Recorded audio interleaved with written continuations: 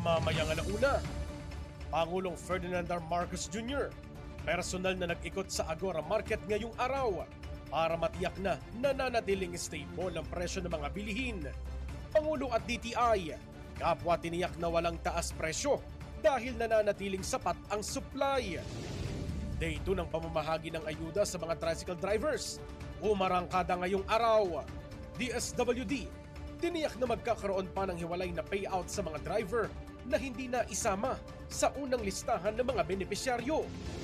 One Rider Party List, ipinanawagan naman na maisama ang mga motorcycle taxi at delivery riders sa pagtataas ng pasahe sa harap ng epekto ng krisis sa krudo. Third at fourth impeachment complaints laban kay Vice President Sara Duterte. Idineklara na ng House Committee on Justice bilang sufficient in grounds. At tanong ng isang tenant hinggil sa bubong na nais niyang bawiin sa apartment na dating inuupahan. Sasagutin ni Attorney at Bataan 1st District Representative Tony Roman. Abangan yan sa 13 sa tanghali dito lang sa IBC at Congress TV.